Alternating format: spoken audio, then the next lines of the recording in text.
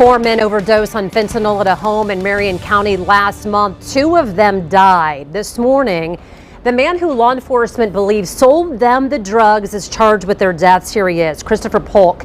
He faces charges of dealing in a controlled substance resulting in death. And Mike Gannon, the assistant special agent in charge of the DEA here, joins us now more because we are seeing more with these cases. But I want to talk about Christopher Polk specifically in this case because law enforcement called and there are 4 people there that have overdosed. Tell us about him and what happened in this case. Well, yeah, what we were able to identify was that a drug transaction occurred and the individuals that died, Mr. Hernandez Concepcion and Mr. Martinez Gonzalez.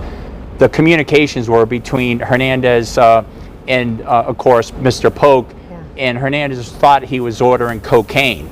And that's why it's so scary, because we're trying to tell people, if you think you're taking one drug, you have to assume it could be being laced with fentanyl.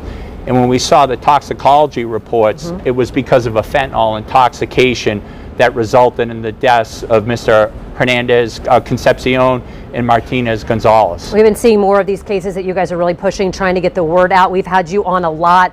It was just a few years ago in Marion County. They had 1 case charged this way. Now they have multiple cases that they're going after the person that is selling these, the poison, as many people are now calling it. These cases can be hard. You've talked about that a lot, but let's talk about the relationship now with the DEA and, for example, our Marion County prosecutor, and how you all are able to work together, where maybe a few years ago, obviously you've always had a good relationship, but we are seeing more of that now. Yeah, I'm glad you bring that up, Angela, because relationships are so important. And the relationships we have with IMPD, the coroner's office, the Marion County prosecutor's office, they're so important, especially for investigations like this, because everybody plays a huge role. And if it isn't for IMPD doing outstanding work at the very beginning of this case and working it with us and just the relationships we have, we would never be able to get to the finish line in some of these cases because they're so challenging. And everybody that worked this case just did an outstanding job, including the apprehension of Mr. Polk, which was very challenging as well. Yeah, I want to talk about the apprehension, because in the shot that we have of him, you can see that he has, stitches on his face, because when police moved in, tell us a little bit about even trying to apprehend him and what that looked like for law enforcement.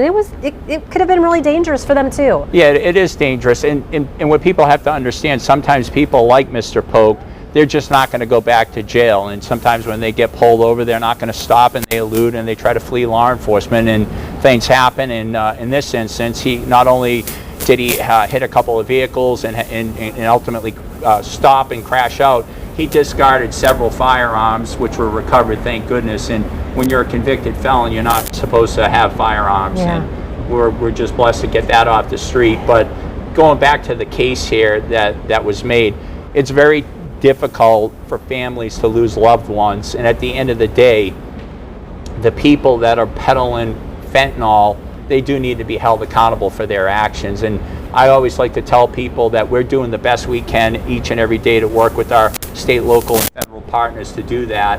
And at the end of the day, when we can make a case like that, I know that the people appreciate that, but they do want those people held accountable that dealt that poisonous drug. And I think it's important in our last 30 seconds, I want the people that are dealing to know, you get caught, 40 years of your life could be spent in prison. And that's a heavy penalty to pay. Oh, there's no question about it. And there's so many other ways to make money than dealing poisonous drugs and destroying families and communities. And I would just say, try to, if you are a person that has things going good in your life and you know somebody that's going down the wrong path, try to help them, especially if people are using drugs. Go get the necessary help that's available. But you have to assume even drugs that you think might be recreational drugs, they could be laced with fentanyl. And this is a perfect example of people thinking they were using cocaine, and it wasn't an overdose. It was a fentanyl poisoning that happened here. Thank you. Mike Gannon again from the DEA. We appreciate it.